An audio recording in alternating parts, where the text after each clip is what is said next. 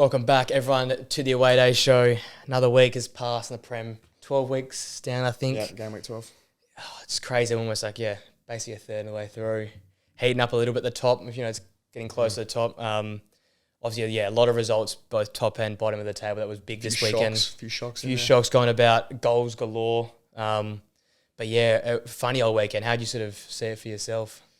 Well, didn't actually see much for myself. Yes. To answer the question, to be honest. Look, I obviously caught the highlights and I watched a couple games in live, but yeah, this is the problem I feel with the fixture alignment in the Prem is that like they all overlap and there's a lot going on. And obviously we're in Australia as well, so the timing doesn't work. But no, from the games I did catch, entertaining. And another great week at the Prem. To be honest. It felt like back to proper Prem, no VR bullshit and no. Was there any? None. The only thing I can think of, what game was it? There was one was a very questionable, like VR interruption, but I'll come to it as we get to the game. I'm trying to think. I think there's only one this weekend, which I was like, But again, I don't want the referee police and every week. We'll give them a week off. I'm being too painful otherwise. I'll start quickly with what we learned from the weekend. Just for myself, a big thing to pick up. Obviously, Newcastle, a poor result, but we're seeing the injuries and the European football, I think, catch up with them. Yeah. So currently missing Bruno G, Miko Amaron, Callum Wilson, Matt Targett, Jacob Murphy, Dan Burns, Sven Botman, Alex Isak, Elliot Anderson, Harvey Barnes, and Sandro Tonali.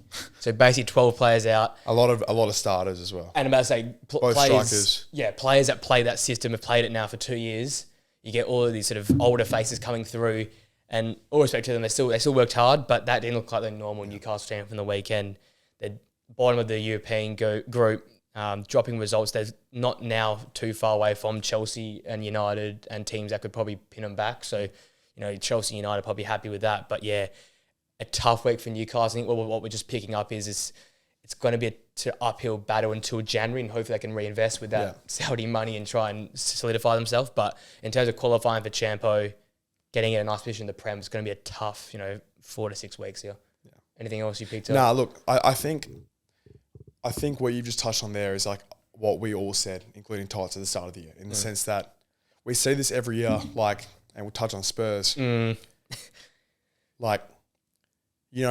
part of us wanted to believe that it's just going to keep going. Yep. But we know how the fixture congestion works. We know you play enough games, you lose enough players here and there, and you just lose a little bit of that momentum. Like it completely switch up on its head. Yep. And look, as you said with Newcastle, I mean, look, they've been hit really hard. It's tough, really tough. But it happens to every team. Yeah. Every team faces like a bit of adversity during the season, and it's the squad you have which allows you to win the Premier League, right? Or get top four, or get your squad gives you the entitlement to the position in the table. Yeah. And if it's when you're playing Jamal Lascelles at centre back, all credit to Lascelles, but he's part of that old era. Yeah. When you're playing him at the back at Bournemouth away, he's not Sven Botman. No. That's when things like this happen. And look, so I think it was nothing we didn't expect. Obviously we didn't expect the result, but when you look at a season as a whole, these games happen, and it's usually when you have not your first team. Yeah. Right. And I'd 100% agree with what you're saying. I'll touch on it more in depth coming up, but I definitely think that these sort of teams like Bournemouth and the when you see teams come off a Champions League match week or European match week, the lower half teams are they're eyeing that result up, that game up. We'll touch on a result you just mentioned there. Wolves 2, Tottenham 1, the first game of the weekend. We were back-to-back losses for Spurs. I was about to say back-to-back, and it all falls apart. But we were all there when we saw them score in 3 minutes. We're like, sort of wrapped it up. And I didn't check my phone until United came on later that evening. Who scored? Brendan Johnson got his first goal. Brendan Johnson. And that was Tottenham to a T. The play, it just they recycled it, and then 4 passes in the back of the net. So really good start from Spurs. But literally from the 5th minute, they did what they should have done last week, and they just sat back. It was quite they inversed what they did last week. They sat so deep against so Wolves. Weird, eh?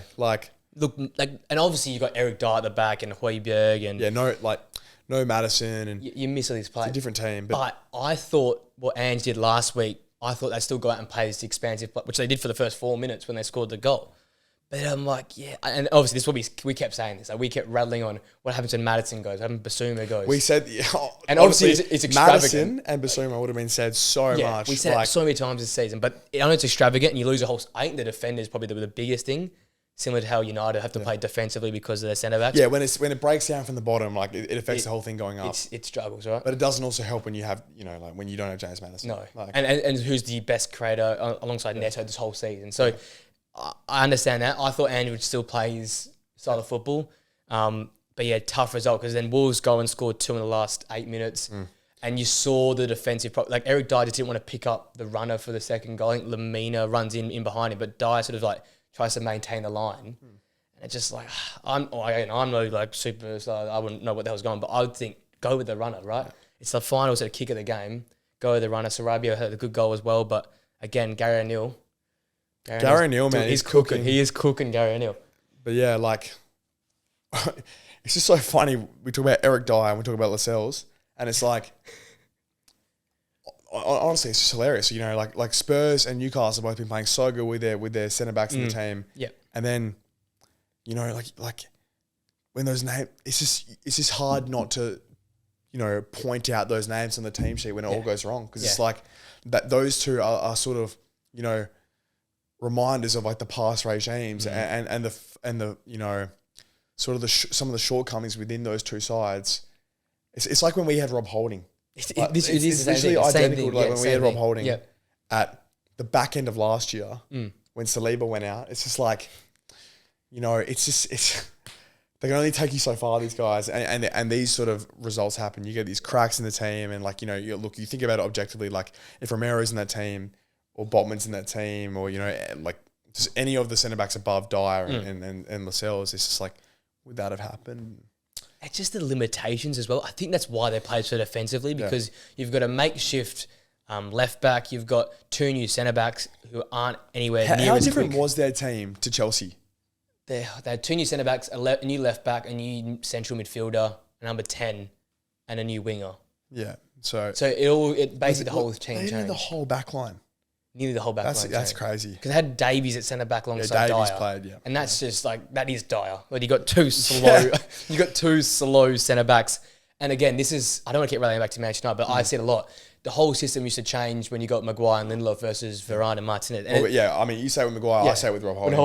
Every team will have the same thing. It's just like, Palace might say it with Gahey and Anderson when they're and not the only there, team who can't, who if it happens to, can afford to happen to is City. Because they bring in one of their 6 or 7 genuinely world-class. They can play left back, right back, or centre back. There is 100% of correlation here. Like, squad depth and having like a solid foundation is just so important to success. And it's players who can play the system as well. Like if Holding or Maguire or Lascelles, I think Lascelles we're putting a bit too far in the pecking. I think he's a bit better than some of the names we're naming. No, Lascelles like is their first choice backup. Right? But these players can't play that system. That's probably the simplest thing. It's the point that like, the step down from the top level, like how much of an impact it can have in a system. Yeah, it's way too much. It's way too much. And I think for Spurs, same thing as we'll touch on for Newcastle and a few other teams I want to touch on as well. January is going to be massive because I think that 4th position now is like 4 or 5 teams all gunning for one position. I think Villa, Brighton, things turn around, Newcastle, United, the league Chelsea. is so competitive in general. The top half is so much more entertaining than it was in the last few years, and I hope it stays the same way. We've got our sort of big 3 now, and then we've got the rest almost, and they're just fighting for this one spot. It's a genuine big 3. And I've said for the last 4 weeks, top 5 is Champions League, but now we're seeing Newcastle bottom of their group, United bottom of their group. It might only be top 4. Yeah. So now it's all like eyes on that 4th position. And when you've got all these teams, 2 that are coming from a long way back, 2 that might be dropping down, and 1 that's sort of hitting its peak, you've got all these sort of conundrums in your head. It's just going to be, January's massive for all these clubs. If these clubs can nail some signings for depth, for quality, even if it's these loan players, we always talk about the loan players that come in Jan and like make this massive difference. It could be someone like that, but Tottenham needs something because that depth already has been exploited. No, you're 100% right about nailing the signings. Like we saw last year. I mean, look, we didn't obviously get the end result by winning the league, but I thought we nailed our signings. Yeah, absolutely. Like Trossard, huge difference. Like he is such a good January signing. Obviously we've got like players like Jorginho, and it's about you want to pick up players. Like we signed Premier League players. You want to pick up players who can instantly hit the ground running. Yep. And play the next week. Like we signed Trossard, I think he was playing 4 days later. you need players like that. Like you need like a James Harden who you can pick up like one day and he's playing in the NBA the next day. Yeah. It's about the January is going to be so important for these clubs to nail and there's so many question marks over so many teams' transfer strategies. Yeah. Like United's a massive one, man. Yep, I mean, huge confusion. If United go out and invest in January, like I've seen rumors that Ratcliffe wants to get rid of Sancho, Anthony, and Martial. That'd be interesting. And it's like, I mean, hypothetically, let's say he does that. You're going to reinvest those funds. I say, are you going to try and buy 2 wingers and a striker in January? Good luck trying to get that. Well, I mean, and if you are like you want to get players who are going to be able to play. Yep. Straight away. You don't want to be getting someone who's like 17 or getting someone who's injured. Yeah. Like so it's look. Not everyone's going to win. No, they never do. Oh, there'll be. I reckon there'll be 2 massive losers out of that 5. Like that will. But whoever gets it right will probably. They will be in May. They will be 100% around that point. So look, it's you make a very good point. Definitely. I'll quickly wrap up and we'll put a lot of touch on in this episode. So another great win for Wolves. They're now solidified. I think they're 12th now. Yeah, now well and truly clear. And you know what? If they haven't got so much shit going against them, they could be in this sort of top 8 race as well because they've had some really, really dodgy. I think United. I think Luton. Everton to extent as well. There have been so many games that they've just been robbed by VAR. So, they're cooking. Signings for Wolves could really kick them on. Like a genuine striker. Absolutely. Like that. Like they, because we talk about how important strikers are in teams. Like, we don't really have a striker. Like, and your striker hasn't scored in the Premier. And it's like how important a striker is. Wolves literally do not have a striker. Like technically, Huang is a right wing. Huang doesn't play striker in the team at the moment. Yeah. He plays like a sort of false attacker role, right? And he gets really deep. And obviously on the counter, he gets really high and he's their deepest. But they haven't had a striker since Raul, right? Since Raul was good before the head injury. Before head injury, unfortunately. You're not wrong in the sense that Gary O'Neill is he has to be the real deal. 2 years in a row now, he's got teams playing at their peak, if not above their highest expectation. And it isn't just counter-attack and inshallah. It's like that's something that's in possession. They're actually nice to watch. Yeah. Even if it is a more counter-attacking style, it's like how can you complain about the points? Because they stack up. Yeah, they clearly they're getting results against good teams. And that's what I'm saying. At home, they beat City. They've drawn a Villa. They've beaten Tottenham now. What else can they? They were close to Liverpool a few weeks ago. Wolves away is not an easy fixture. No. Wolves away is a seriously tough fixture. 2 years ago, when Nuno was there, it wasn't. But ever since he left, it hadn't been hard. It'd be sort of a rollover fixture. But now, it's back to being that place where it's buzzing, there's people in the... And it's a tough place to go. So Gary Neal's a real deal, next week, I'll combine his points between Bournemouth and Wolves, and I'll see where he lands where up. he'd be performing. The Emery sort of stat that always comes up. So massive result for Wolves. We'll touch on the next one. It's pretty quick. United won, Luton 0. A ball fest. I was knackered on Saturday night after a massive day on the beach. So I got to 20 minutes. On the beach, mate, like April. That's like the Prem days. So my eyes closed at 20 minutes. But first half, chances galore. But those half chances, they're not really the full chances. Rashford missed 2 one-on-ones. He's just, this is it. This is what, I don't know if I've said it, but it just screams that 1 year good, 1 year rubbish cycle. It's a bit concerning, eh? It is. I can imagine him scoring 45 next year. I saw a stat from your front three. I saw a stat from all the front threes where it was like, okay, the one goal. Long story short, 1 goal. And that's not like a false, misleading stat. No. That is a genuine Rashford, Anthony, and Højlund. 1 goal. 1 goal. That is insane. The fact that Chelsea's the most now, it really annoys me about that stat, but... Chelsea. No, it was City. Chelsea had the 12 goals or something. Yeah, City got 20. I probably just blanked them out. Luckily, everybody. Sterling and Jackson and I think it was Mudryk. Yeah, they put Mudryk in there. They even put Mudryk in there. That's just a mock. It's insane, man. That was a tough game. Obviously, the result's the result. And again, as I've been saying, I'm just happy taking results right now. The stat came out, the classic stat that United are the most informed team in the Premier League right now. Last 5 games, we got the most points out of every team in the Prem, just to really make it show how what's going on right now. So obviously, there's positives there. Ten Hag's you have the most points in the last 5 games of the Prem. We've got the most points because City have dropped points. You guys have dropped points. I don't even know if I feel like you're in the top 10. But I'm about to say we've played some absolute stinkers the last 5 weeks. I've played Fulham, Luton, Brentford, Forest. I think. City was in the last 5 games for sure. Oh no, that was the only loss. That's the only loss we've had in the last 5 games. We've got 12 of the last 5 games. Yeah. And you got like battered by City. Yeah, goal difference. Probably won't be there, but then Ten Hag, quickest manager 50 win, quickest manager 30 wins as well at the club. Wow. More points than Klopp after 50 games as well. So all these stats coming out are ridiculous. So and that's why I rate Ten Hag, because he's getting the job done. But look, what someone said though before you go, that I definitely understand, which separates him and Klopp. Klopp was playing with cheaper players, but playing his style of football he's playing now. The fact that you can compare those two. But Ten Hag's playing so different. It's so different, the style of football he came in to play than what he's playing right now. Oh no, It's like night and day. it honestly feels like you've gone backwards. I'm going to be honest, from the outside, and barring all these stats about how informed you guys are, it feels like you've gone backwards. Like, I could rattle off those stats all day, but right now it feels like the it's club's insane to me. Like, because genuinely, like I feel like Ten Hag's job should be in some jeopardy. Because the media does it as well. And I try not be reactionary. Like I give Mikel so much time. I give every manager, I'll give Poch so much time.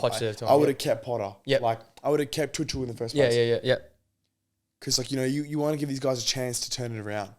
And look, I'm not saying sack Ten Hag now, but I'm saying as in, like, you've genuinely taken a step backwards this year, in my eyes at least. I know you're getting the points, and that's important. I think, you got to write it out. But the identity is not there. I just don't see an identity week in, week out. Like, I know I have an idea what you're trying to do, but it feels like it's worse than it was last year. It's absolutely worse. Okay, I know you have injuries. Yeah, I know it's not all there at the moment, but no team ever is. Exactly. That's the key point. No one ever is. Newcastle. We signed Partey under Arteta, and he didn't play. Like he doesn't play. And he was like our staple. That was that big signing. Yeah. And he didn't play. Klopp's Liverpool team, I know the only time they beat City, it all did click. So credit to that. But they still made the top. They're still winning games. When, they were second every other year. Pear-shaped. Yeah. They lost Van Dijk, they had no midfield. And they're still getting it done. And now it's starting to click again. And look how good they are. This is what you want to see when it's clicking. You want to see, United battering teams. And I know it hasn't been that way. And we haven't really seen that yet, that opportunity yet. But I think I think Arteta and Klopp were organic growths. They were the seeds were planted and you nurtured it and it came together. And it feels like being it's just a United thing that we fans always want everything to happen.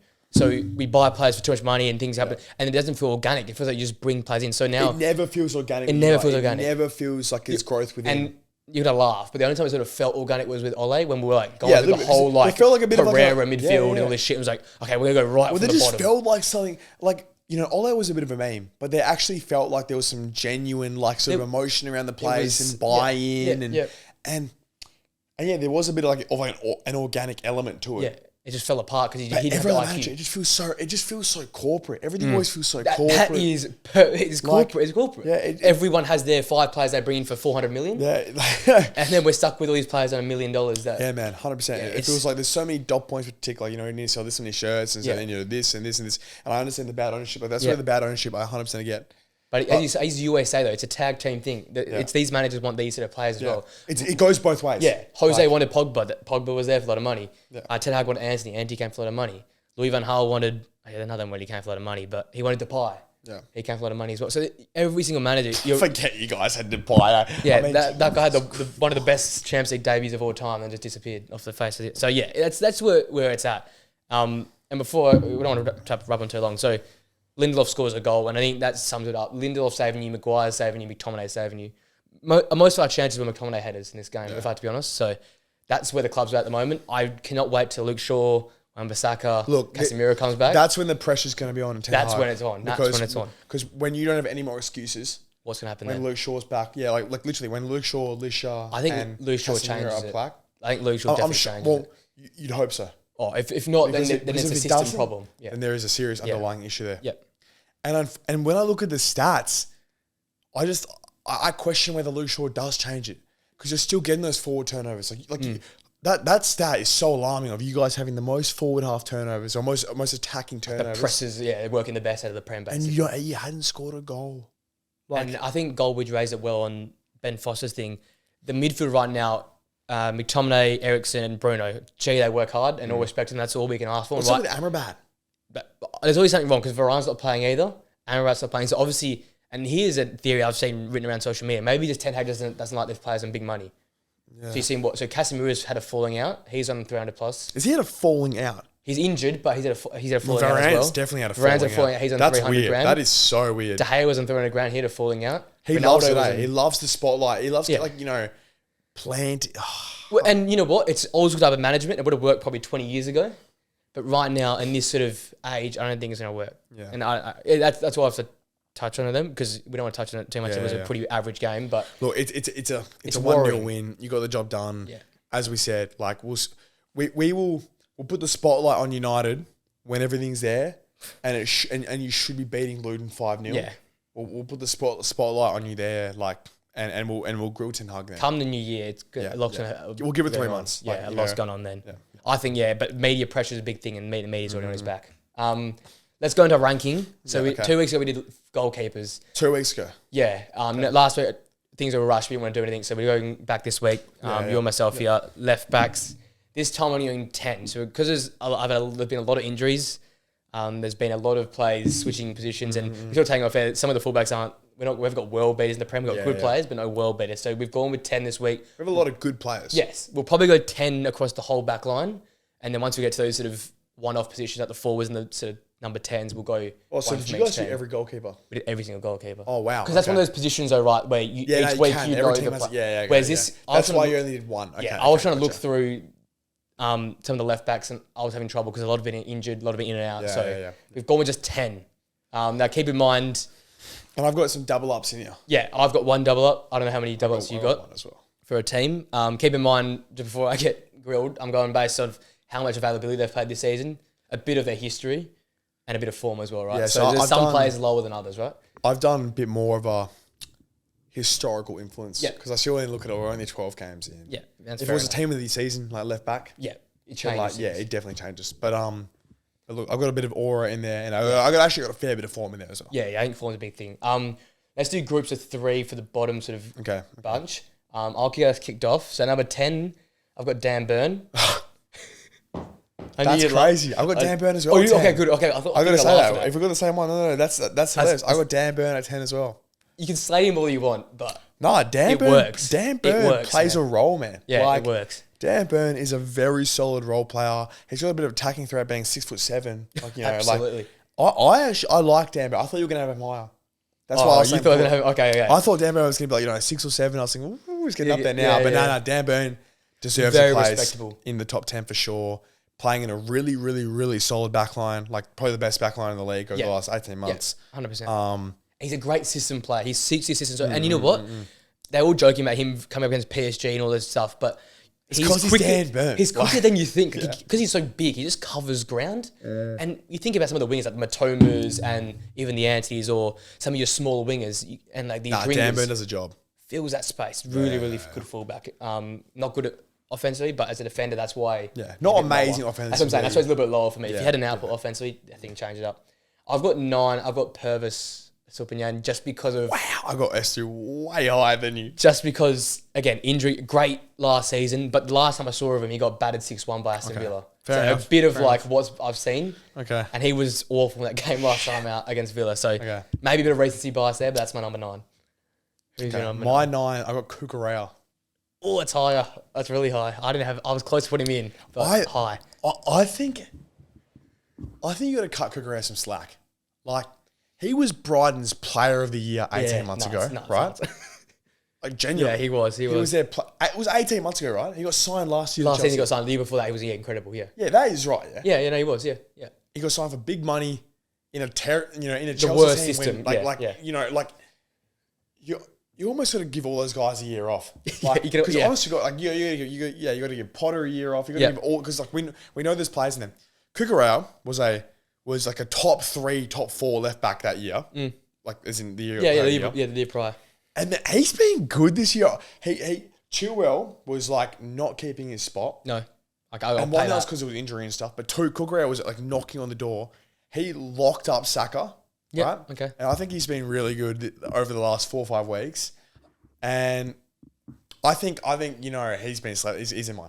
Yeah, I can agree with you because I probably had him in my original B20. I had him 12th. Okay. So close. I just think the inconsistency as of the last 18 months is a big thing. No, fair enough. Don't get me wrong, last year had some good performances But as well. ninth isn't that good. Like, It's not that, I know it's not that good, but I just feel like in a top 10, to have a guy that played, I think he was actually all right last season at periods, especially when Lampard came across. I think the form was that, but I don't want this, right? And we get as we get into the tops of the 10, I'm looking for a guy you're factoring in last year's form. You're not I know, before. and that's just the Nah, way I've but look, seen there's it. good left backs. There's good left backs. And he's a solid left back in my mind as well. There's a lot of good left backs. You're number 8. You're gonna go for number 8. I got you, doggy. Oh my god. Okay. Wait, why are you doggy? Well, At 8? I think Udogi is a good left back. And 8th is good. Like, once again, these are all good. Like, these guys are all good. I just think he's like a little bit overhyped so far this year. I think he's good going forward. I think he's okay defensively. I think some of his assists have been like, he's passed it to like Madison or something who's taken on 4 players and scored. It's like, yeah, okay, come on. Yeah, okay. I think it's a little bit inflated. But no, look, I don't have too much to say about Udogi. I think he is a mid-ranked player in a decent Spurs team. And I think he's decent. That's pretty well said. Yeah. Okay. Yeah, the system might be doing him well. Maybe that's the best way to say it. Was he in yours, top 10? I have him very high. Yeah, I knew you would. I knew you would. Before the show, I think there's one more guy here who I think you have so high. Before the show, we were not saying anything, but we were sort of I like knew talking this how guy was going to be so high on your list. And yeah, I thought you knew it. Okay. My number 8 is Tyreek Mitchell. I've loved watching him play this season. Really good call from you, Tyreek Mitchell. So good going forward. And you know what it reminds me Now of? I'm scared who you don't have on this list though. That's crazy. It reminds me a bit of Aaron Wan-Bissaka before joining Man United. Like really like quick, got a great challenge in him. That back line for me is I fall in love with the Chris Wales back. I love watching them because Tyreek Mitchell's good. they have such He's good a back baller, four. Really good. Going forward, he's improved tenfold from last season. So It would have for been me- my 11th. So you'll be having close. Yeah, It would have been I like my 11th or 12th. could have pushed him a little bit higher, but I feel like I couldn't put above some of the names I got ahead. So I can't believe you don't have this on this list. Okay, you do your 7. okay, number 7, Gvardiol. Okay. Good start to the season. I think it's a bit harsh. He's a left back because he played left back. I think as a centre back he'd be much higher, obviously. Yeah. Got a bit exposed on the weekend against Chelsea, a bit like that. And I think I've seen a few times a little bit of mistakes in him. His first 5 weeks, so he was probably the best defender in the Premier League. So He was very good. just the recency in form, a little drop off. I put him a bit lower, but again, because he's not purely a left back, I had to have him a little bit lower down for myself. I got Lucas Digne. Down there as well. Okay. Yeah. So once again, like maybe the aura of some of these guys above him is getting to me, but I also look at like you have to respect. Digne is a bit more of a highlight reel in Villa's team because they have less. They have less aura about some of their players, right? Yeah. So Digne and he also plays in a Villa team where like he really bombs on Has to get forward. and whips it in a lot and like he does that a lot. He's in the spotlight a fair bit more than some of these guys above him. But I just think that, and look, under Emery's been really good. He was good at Everton. Yeah, good finish Everton. I just think these guys are bum. Like He's just rating them high. Yeah. I just don't know. Like Yeah. It's hard though because I think what's going to happen is we've got to from 1 to 6. It's very like who's your preference. I think I've stuffed up one of those. I think one of these guys is too high. But look, Digne like is a very good player. left back, and I think he'd push to get into any team in the Prem. I think you've thought it well. I think the system suits him so But yeah, well. it does. I think he's a bit shaky defensively. I was about to say, but and we saw that against Nottingham Forest. Their backline got exposed a bit in the counter. But no, good position for him. Go with your number 6 and I'll counter back. I got Nathan Ake. 6. Okay, yeah. So you don't have Ake on your list, eh? No, You don't? I do. What? Who do you not? What? I'm confused. I might have forgotten What? someone. Do you like? Am I missing a number? Okay, so I've got Nathan Ake at 6. Okay. Champions League winning. Yeah. Left back. Yeah. Like you can't. That's what I'm saying. like, you can't deny that. you know, and under Pep's team in the last 18 months, the fullbacks like haven't been as sort of in the spotlight as they were with João Cancelo and like when Zinchenko was there. You know what I mean? Like, Yeah. These guys were getting so high up. It was crazy. Like they were in the spotlight so much. Whereas nowadays, especially this season, they're like way more defense oriented. Second CDM almost. It's like they're really deep, and it's like, but I think you have to respect that. Like, you know, that was the Pep evolution. To start the season, that's what I said. I think that if they win the title this year, it'll be on defense. Yeah. I don't know if that's 100% that's been proved yet. They're taking. But coming into the season, that was my mindset to see. See this year going to win it based on defense because they were worried about what you guys would do. Yeah. And we saw already you've beaten them once. So look, and the Chelsea game really kind of just like it's not good for this list. It's a bad time to be doing this list. It's really bad. It's really bad time. Like they just got battered. But it's like, okay, I think is a you know, walks into any team in the league, either a centre back or left back. If I say anywhere across the back line, you can almost make it fair. I think he gets in every team. Yeah, if you're like a bit of a staple in Pep's team, you get into every team in the league. Like, let's be real. In the world, you're going. It's not too deep with Ake. Like, he doesn't do much going forward, but he's pacey. He scares me a little bit. Like, he's a bit of like a Vicario. Like, you know, I get what you mean. Like, they're actually good. But like, I'm always a bit nervous. You just don't trust what's going to happen. Where's the touch? Yeah, like I don't actually know. Yeah. But they get the job done. Yeah. And look, Ake's in there. I'll do my 6 and 5 then back to back. So I got Luke Shaw at 6 and then Ake at 5. Sort of for the reasons why you said. Ake, Champions League winner. I rate him as probably one of the best left backs. 6. But then Luke Shaw, injuries, hasn't played much this season. Injury tax. I'm saying this is the last season. I'm putting probably 2 or 1 because he was playing left back. He was playing centre back as well. So again, it's probably because as a United fan, it's hurt me so much not seeing him because I think he's so important to our system and to Rashford's form that it's really annoying me seeing him in the stands rather than on the pitch. So that's probably a little bit of United tax in it as well. But when he's on the pitch and when he's like last year when he's at best, he was arguably one of the best left backs in the world. I think he was probably. He was probably team of the season as well. Yeah, team of the year left back in the world. So. Super consistent. I think he changes the way United plays football, the way he overlaps, the way he can play centre back as well. He just changed the whole. And Ten Hag, like every game, without a shadow of doubt, Luke Shaw would be there unless he was injured. So massive for that system. Obviously, Ake, Champions League winner, super consistent, and I think he was underrated as well. He plays different positions for the Dutch team as well. Like he's never in one position. I think that's just the whole City backline. They're so fluid. He's the second CDM. Yeah. The only reason I haven't put him probably a bit high has been in and out with injuries and a bit. He also doesn't have the same output attacking as some of my guys. Exactly, and that's where which I've rated a bit higher in my thing. So whereas I think now what we're discovering is the fullbacks in the Prem now is not as much of the bomb on guys. Yeah. They're more of those the guys that can invert or can play as a DM. That's basically what the guys are. So for me, he's 5th. Your number my 4. Fifth. No, my fifth is Vardio. So you got yours reversed. So I've gone just from what Pep's doing. Yeah, like. Vardio is now the one who feels like is a bit more stable in the team present more. And probably left back. And I just think that like that's a fair indication of like, you know, they both have like pretty similar attacking output. Like, you know, they're not amazing. They don't go forward much yet.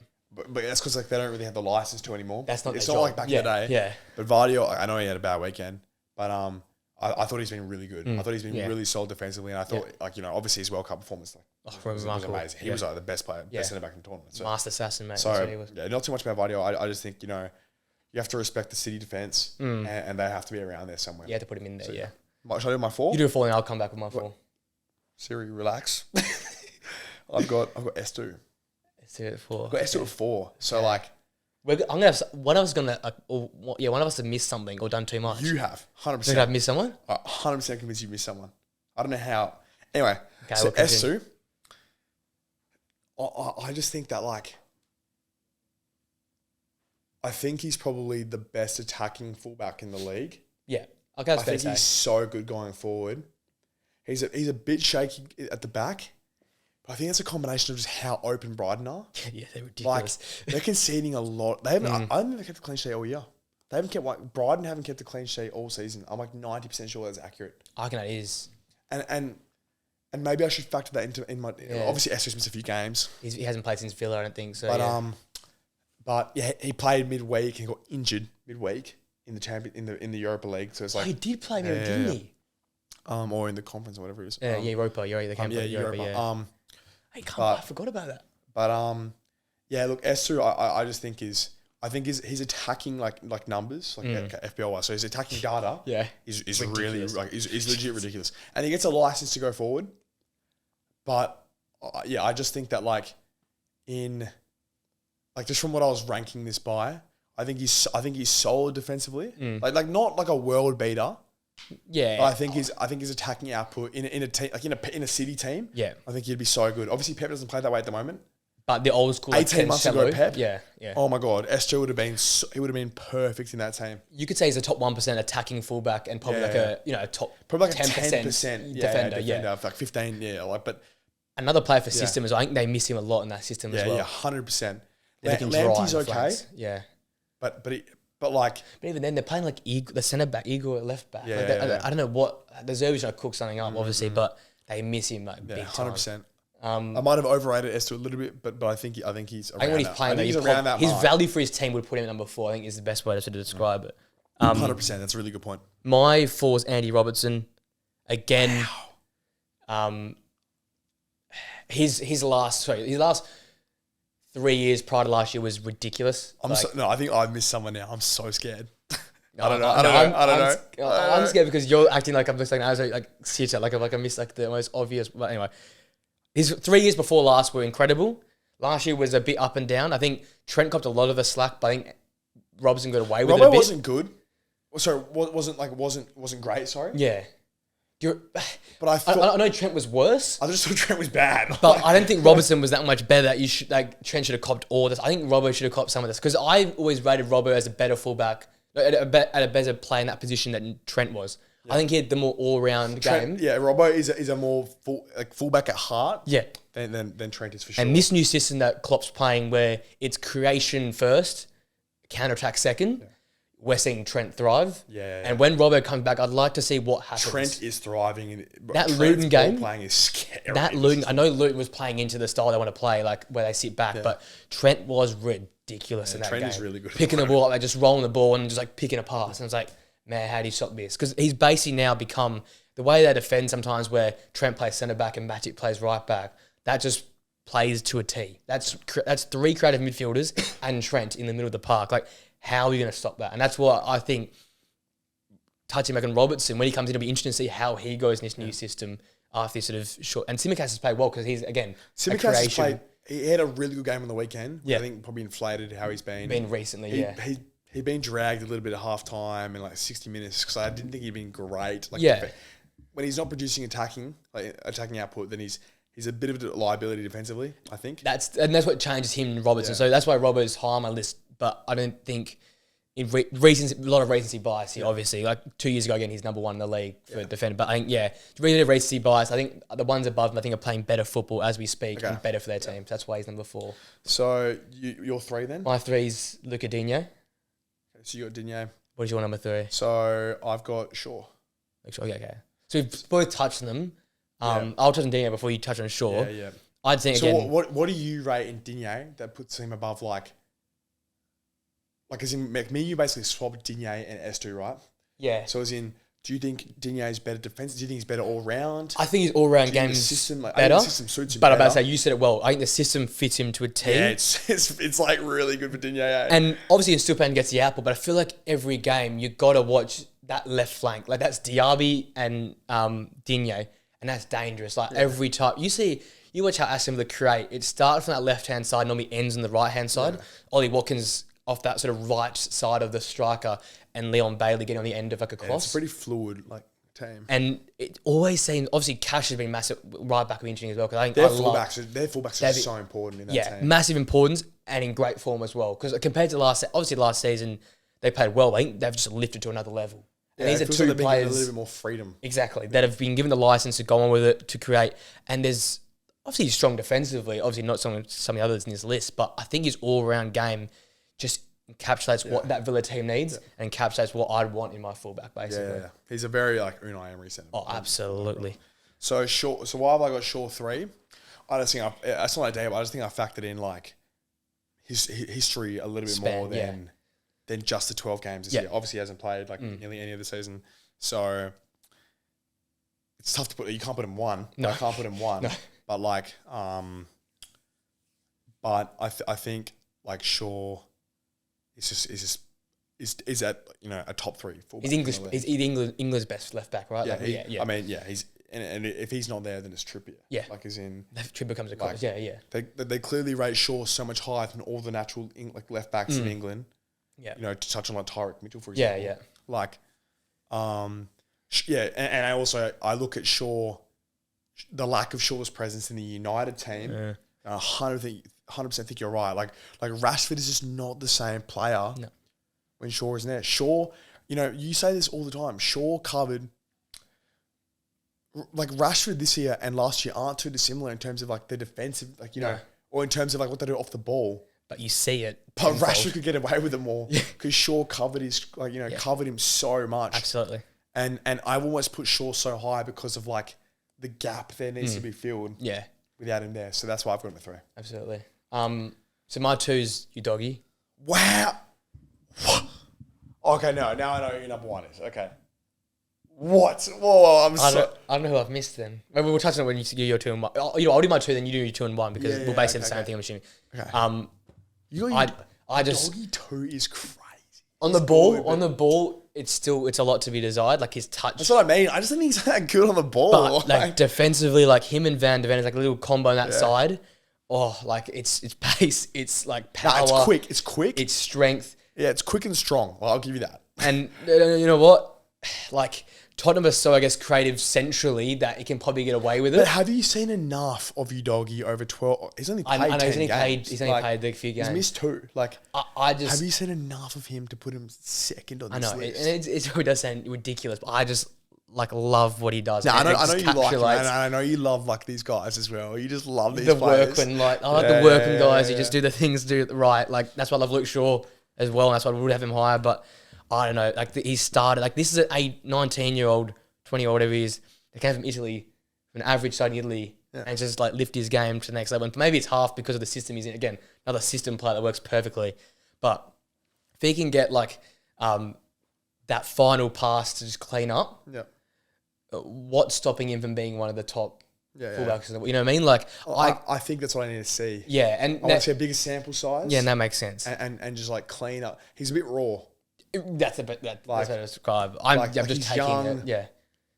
And there's a lot of upside to Udogie. Like I think he'll be good. I think he'll be really, really good. And you've seen already is good. You've seen signs like he's actually already gone into midfield at times as well. So I think he's still capable of doing both. Obviously, I think he'd be preferred to be up and down that touch line. But I think what game was it on the season? When they were playing into one of the lower blocks, maybe it was Sheffield United. Yep. He was basically playing again next to Basuma in midfield. So he's obviously learning and capable of doing that sort of thing. I can really recall. That's just when he got an assist in that game. Yeah, he was playing where like Zinni plays for us. Like, yeah. On the edge of the area midfield. So I'm doing the opposite of what I've been saying. Maybe I'm looking a bit more ahead. But I just love what I've seen so far. Yeah. And on the weekend we saw the difference he makes not being there with his pace and his power. That's my number 2. Yeah, so my 2 is Robbo. So what's our difference then? I don't know. Well I know my 1. I know who our number 1 is. I'm assuming our number 1 is... We'll get I know we both have the same one. Yeah. We'll figure this out afterwards. Yeah. Robbo, like, it's pretty self-explanatory. You know, if he'd been playing more, if he played more this year and you know, I don't know, had I seen a little bit more Robbo this year and he hadn't been like as sort of drop off, as you said last year, he would have been number 1 clear. Yeah. Like, because, you're right, 2 years ago, he was like clear. The best baller. Clear left back in the league because the left backs just weren't that good. But yeah, I mean, look, he's 2. Like he's Robbo. Yeah, it's a great, like, you know, Robbo has been the best left back in the Prem for the last like 6-7 years. Like, you know, overall, you'd say by far has been the best left back in the league. So, and yeah, I'm excited to see what more can come from Robbo in the system. Yeah, because I really, like, you know, I think you're right in that it's better suited to Trent. Like there's a lot of ball playing in this team at the moment. Absolutely. So it's not as suited to Robbo. Yeah. Because he really bombs on. Like, you know, he gets 6-yard box from crosses and stuff. So if he can get that license to bomb on and be on the end of crosses, then wow, like, you know, like we might see vintage Robbo. But like if he's told to be a little bit more defensive because they want to allow Trent a bit more freedom. Yeah. And like Szoboszlai a bit more freedom and the centre mid to all ball playing. That freedom to I mean, like they really lack some defense. Like, you know, not lack, but as in they're just so all out on this attacking play and this ball playing style that, like, yeah, I mean, some people are going to have to stay back, and maybe that's going to be a bit of a Robbo's going to might have to lose some of his attacking output, but yeah, overall, he is been the best centre back, best left back in the league. Full package, isn't he? Like 5 years, 10 years. Yeah, that sort of guy. And then obviously we both have Zinni at 1. Yeah, Zinni at 1. So you have Cucurella Zinni, and I have Mitchell. Okay, that's the difference. That's the difference. Yeah. Right. Who do you think I had? Why did I feel like it was so? Why did I feel like there was a major difference? You made me so nervous. I know. I'm confused. Anyway, we'll touch on Zinni. You talk about Zinni because you're the Arsenal guy. I'll sit back and let you go. I mean, yeah, you've obviously watched a lot of Zinni though. Yeah. I mean, I don't even think Zinni's been his best self this year. No. That's the thing. His form line is not near it. Like, but then he pulls out a goal like he did in the weekend, and it's just like he kind of just reminds you of that class he has. You know, our attacking output is actually pretty poor at the moment. Like our chance creation is like mid-table. Yeah. But we're getting lucky because we just have so many talented. Like we had so many like world-class players. Yeah. Like Zinni can pull out that goal and make it 3-1 when every other team in the league probably wouldn't. Yeah. You know, their left back can't do that. No, I don't think there's a left back in the league that could do that on the weekend. He's just so skilled. Like he's a skilled. He is so good on the ball. It's ridiculous. Yeah, it's defies the stereotype of obviously fullbacks are good with their feet, but he's got that quality of a number 10 or a number 8 with the ball at his feet that he can pull out passes, he can pull that finish out like a flying fly kick midair, put it top bins, control that ball like that's. And you're right. I've been pretty harsh in this year because I think he has been quiet at the races. I also think he's defensive. Like his drawbacks definitely defensively, especially this year. He's just getting caught in the ball a bit too much, and there's a reason why Tomiyasu has been playing left back like at certain times. That's the thing. When you've got Tomiyasu as well, who's arguably a great player as well. That makes it so hard on Zinchenko. It makes him look worse than he actually is. Because Tommy's so good defensively. A great defensive fullback coming in under him. So honestly, I think Tomiyasu is like a top 3 1-on-1 player in the league. But that's his competition. Yeah, exactly. He reminds us, it's going to be harsh, but like a mid-table player that they don't get, like the Tyreek Mitchell, doesn't get recognised enough, but some of their one-on-one defending, their tackling is so good for their team. But because it's not, inverting or it's not like delicious sort of assists like Trent. Well, Tommy plays every week. Like Tommy will start or come on at 60 minutes. Yeah. Like every staple week. In that team. No question. Like that has to be a reflection of the player, but unfortunately, because he doesn't start and he's not very glamorous, so he did score the other day. But as in, Tommy just doesn't have that. He's just doesn't necessarily have the personality with like the whole like Zinni's public about everything. Obviously he's Ukrainian and stuff, and like a lot of these players with this aura have more than just their on-field performance. Yeah, so you have to it's hard for us to factor that in, But back towards Zinni,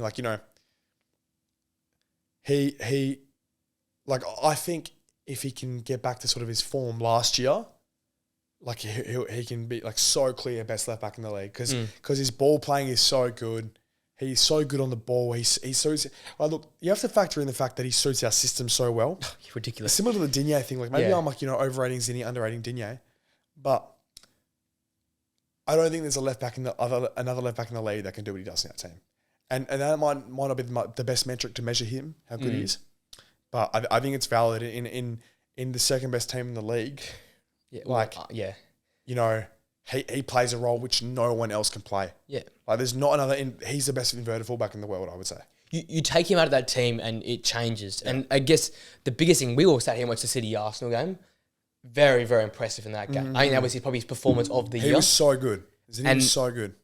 Name another player other than maybe João Cancelo, who's already played in a Pep system, who can do that. Because that was for me. Cancelo's the only guy in the league who can do it. In the world who used to be able to do it. And that was the game where Ødegaard had quite one. And we always say he's in the huddle. He's the one giving the message. He's that leader. And that's not a metric, but you know how I am with ratings. That's sort of my metric. The effort, the spirit, the passion in as well. He brings everything to Arsenal. He brings everything to Arsenal. I feel like marking the era is Trippier across to Newcastle, Zinchenko to Arsenal. I think you can almost put on the same level. When he comes across, it is the start of a new era. Pretty defining period. You got two fullbacks who are similar sort of 30 thing. mil on we had Kieran Tierney there. Yeah. It was Tierney's supposed to be a top 5 left back in the league because that's what he was supposed to be. Yeah, That's what he was. And he was, yeah. And it's like, oh, Arteta comes in. He's like, okay, no, I need a new guy who can play my system and who can do both. Nailed it as well. And yeah, so look, I mean, we don't need to ramble too much. Yeah. Like, we don't have to justify it. He's in his. I think performances. Everyone would have him in their top 3. Yeah, I think performances talk for themselves, system based as well. We'll rattle through a few games now. We basically semi-touched on here. The Arsenal 3, Burnley 1. The only thing I was surprised that Burnley scored in this game. Yeah, I think it's pretty scrappy goal. Deflect of Gabriel. Yeah. Arsenal were good, but I thought it'd be like a 4-0 I thought it was domination. more the Sheffield one. Yeah. I think still Arsenal are still rolling. I still reckon you've hit like number 10 on the scale. Yeah, I think you're still sitting 7, 6. But I'm sort of holding back a trust that like Mikel comes from this, like he comes from City, like, you know, second half. I'm literally in my head. It's like, okay, he's still working it out. Have faith in the guy who's taken us so far. Yeah. Like, you know, we're learning from our past mistakes. Come Jan, like we're gonna cook and we're going to like I thought one of those runs. Yeah, nah, seriously, like that's my expectation, because as I say with Ten Hag, like, I got to be unbiased here. We haven't progressed from last year yet. I don't think so yet. I think the style of play has, but I think the group and the mentality, I think it's definitely 10 times 100%. I agree with that. But in terms of the on-field, performance and chance creation, like you have to remember, we had the most points, I think, a team ever had at that point in time. At Jan. Yeah, it was ridiculous. Like at that point, at that game, like game like 21 or something. Ridiculous. We were on track to break the record for points. We were going to get like 106 or something. Yeah. And it was insane. And that's obviously going to be hard to match. But we clearly peaked too early. Yeah. So and I think the mentality thing is so true. Like we have so many like leaders now in that team.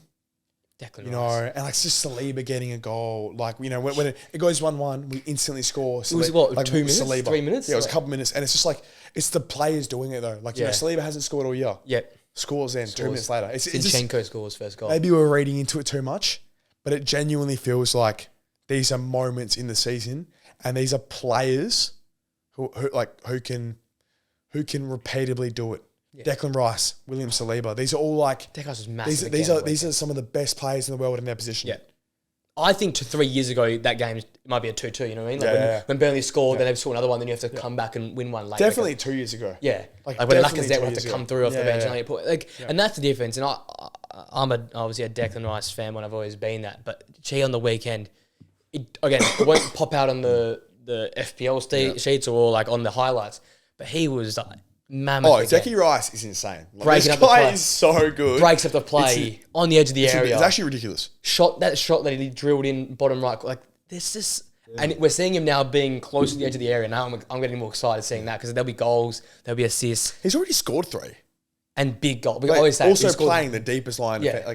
We haven't seen Thomas Partey and Rice together like much. I think we've seen once together. So that's exciting to do as well. I think for Arsenal, with Champions League as well, I think that's another thing. You have Champions League Tuesdays, Wednesdays as well. You're top of your group there. We're also rolling through that, yeah. Yeah, you're second in the Prem. Maybe you're right. Maybe once you get... Because obviously there's that 2 or 3 months break between the knockouts. Maybe that's when you start your roll in the Prem. And maybe watch out City if City still haven't clicked into gear yet. Maybe that's where we're going. Once again, like we said, where what I'm saying right now is like a probability. With City, it feels like a guarantee. Yeah. Because genuinely, they just come. They do this this genuinely. It's no exaggeration to say they do it every year. You need to be perfect last 12 games, basically, is what. I mean, like, okay, we really dropped off a cliff last year, but like they didn't give us one chance. No, not once. You know, they did not slip up once, and that's the standard you have to be at. I mean, look. It feels like we say this every year. Well, City aren't, you know, maybe it's a different team. And like, I genuinely feel like they might be not the same team. No. But I think it's pretty naive to expect that that's going to stay the same because we know what City do. Yeah. And they come back. I mean, should we touch on City's game now? We can go straight ahead to it. Yeah, if you want. Yeah. I think game of the season. Chelsea back-to-back games of game of the season. Chelsea's so weird. Because you know what? Man. They just ship goals. Chelsea is so weird. They're one of the best defences in the league, but they ship goals. I'll tell you what. I'll rattle through some of the things They have really good numbers. Yeah, I'll let you the metrics. Yeah, I'll do it with the Tottenham game. I'll rattle through what happened and we can talk about it. So, first goal, Cucurella brings down Haaland. He scores a 25th minute penalty. Is that a pen? That was a pen. The pen goal there. No, but is it? Oh, it was a pen? I think it was. You think it's clear? The hands are there. Yeah. You don't Especially if they pay defend. the. Well, actually, no, they didn't pay. Yeah, Gabriel won. Which one? I'm just thinking of it like the push, but no, that's a pen. That's a pen. Yeah, I think it's a pen. Then Thiago Silva levels up 4 minutes later for that. That's a great header, man. Like flips That's it been on. calming as well. Look, We said a few weeks ago. I used to get when my he flips it on. gambling. Yeah, legit. This is one of my gambling pods. I was thinking like, oh my god, I should have seen that coming. And that sounds so stupid, but it's in like genuinely 3 games. Gabriel Thiago's got a goal or assist. Like he does this every week. Front post. He runs front post, flicks it, and usually it's going to like someone at the back stick. Yeah. This one creeps in the corner. Yeah. But like Thiago Silva does this, man. I'm telling you. Nottingham Forest. Remember Yeah. we both said he would jump up and down. It was like a late winner. Yeah, he was no so one tapped it pissed in. off. Yeah, Yeah. yeah. But that we're back. Great goal. He now the oldest player to score since Ryan Giggs. 39, eh? Yeah. Holy Third oldest in the crap. Premier League to ever score a goal. Foden goes close in the 34th minute. Then Chelsea go up 2-1 in the 37th, so a few minutes after that. That was Reece James' assist. Reece James says Gvardiol tripped over his own feet. Yeah. Sanchez made a remarkable save versus Haaland 1-on-1. I thought that was a bang-on goal. Great save from Sanchez. And Akanji heads home the second for City to make it 2-2 at half time. City takes a lead literally 90 seconds into the second half. What a play. Bernardo Silva, Haaland. Bernardo Silva was good in this game. Everywhere. Picks the ball up, finds a pass. Ridiculous goal. That goal was end-to-end in about 20 seconds. They scored that. Haaland basically knocked it in with his penis. That one, that was hilarious. Palmer, Yeah, I saw it. He was sliding. He slides it, hits him like that, and just rolls in. I was like, that's Lucky like a it wasn't a Haaland goal. handball, man. They were checking it. Because that could have easily flicked his arm. His arm was on the floor when he slid down, so it was close to being a handball there. Palmer nearly scored a ridiculous solo goal. That was a great save. Chelsea's third came from a Gallagher shot, which rebounded to Jackson. He celebrates like he's won the World Cup. Edison, man. That was poor from Edison. He had a few stinky ones That in was this game. no, but that goal especially was really poor from Edison. Like, He didn't get injured like a few minutes before that though. So I don't know if he was like all with it yet. okay, And he powered to a bad spot. It was an Onana that's what I parry. mean. Like, that was that bang is in the middle. no, but like as a Premier League keeper, got to go that way, right? like that is bad. Go where the ball was heading. That is such a when you're looking at keepers because it's so hard to differentiate. That is telling you really analyze. Like, okay, they're saving it, but where's the ball going? Yeah. And that was bad. Like that Straight down the middle. It was just that straight back cannot down go. Yeah, that was shocking. Fair play Jackson. He pounced on it quicker than all the other centre backs. Then City went and led, and I thought it was game over. Rodri like smacks it in. Such a Rodri goal to win a game. Like to be fair, I was talking about Declan Rice, and he's like Rodri's been doing this he for loves years now. the big ones. He Champions is League, really FA good. Like, Cup. it's so impressive He won. He got one of those goals towards the back end of last season for the Prem as well. against us. Yeah, so he did that against you guys. He won the FA Well, he Cup did with his it goal. 2 years ago when they beat us 2-1, And and he slid it in like bottom right. And didn't he do it to beat Villa to win it against Liverpool in the final day as well? Wasn't Probably, that? I can't remember. Yeah, he did. He just did. belts his goals my in and it's like laces Yeah. as well. It's not like finesse. He's like laces. He did. So he did that 86, and I thought game over. Rodri does this every time. And then they bring Broja down to the box. Cole Palmer, ice cold Cole Palmer. How good was the celebration? Oh, I This love one. it. I Is that- love is that- that. That was so I reckon good. he hates City, man. I reckon he feels and that was That was a sick. That was a really good celebration. 4-4. Cole Palmer again, back-to-back weeks with great pens. Let's dive into it then. For City, I guess it's funny, right? Because Chelsea and City, they both weren't good. They both weren't bad. Yeah. It was a funny game where it was like Shipping goals, 4-4. 4-4 is insane, man. The last time we got that in the Prem, when's the last time we got that in the Prem? I can't think of it. I think it's before where I like watched it. Like obviously, I used to watch it like casually back in the like Honestly, the United games. I have no idea when the last. I can't remember the last 4-4 result was. Like it was back and forth. I know we had a 4-4 against Liverpool like 2010. Yeah, like that's like in the era as well. I've actually watched most games of the week. I can't remember the times where that's happened. Never. Chelsea, I think it's a big result. It's probably obviously bigger for Chelsea. How crazy is that for Chelsea? Draws against us and like the better team. Yeah, and they were the better team against City. I thought. I think like I say, if you had put on a scale, I think it's like a 60-40. Yeah, Chelsea. Yeah, because City obviously you get the 40 almost just by being City because they have these moments, they have these players. Bernardo Silva, like for Akanji's header and for the goal, for the third goal, just like picking passes out. I think he was probably the best on for City. I think. Bernardo. Yeah, I think he was good. He was big really moments. Alvarez was quieter in this game. He's been quiet a couple of weeks now. Yeah, Foden could have had his 4th and 4 games, but he was a bit quiet towards the second half as well. Doku was quiet as well. Yeah, so it wasn't quite the City performance we're used to. So I guess in a way they'll probably take the point, but this is what Chelsea's going to be this year. They play up to the level of the team. Potts was fuming. Did you see that? I think he wanted no extra What 2 was minutes. he fuming? I think he wanted extra 2 minutes. That's right. Kukurea won the ball. Yeah. They blew the whistle. And he was like doing the whole. He ran on just like That was a disgrace. Yeah, disgrace. Drogba man, you said the Drogba man.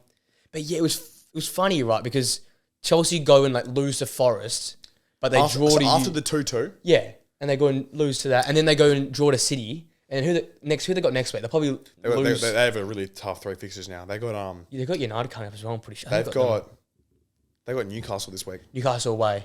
And So they'll probably draw that. They have really tough fixtures. They'll go and lose some stinker the next week. I feel like they play to the quality of their team so much. Because you look at them this season, they've lost to some absolute mid-table fodder. Forest. And they've taken it up to the big guns. They've taken it up to the two Premier League title favourites. They were arguably, they were definitely better in against us. Yeah. We were all good for 10 minutes. Yeah, they were better and you came back. Well, they were good for at least 50 minutes. Yeah. And then they were probably better. They went toe to toe with City. It's I just weird think one. it's so reliant on Sterling and Jackson scoring goals that if they don't have that Sterling game, Palmer feels like he's going to add it. I mean, I know he scored pens, but he feels like I was saying this that live stream day that I rate him really highly, Palmer. and I think it's just the fact that he opens up this midfield. Like I think it gives this whole new dimension to this midfield now.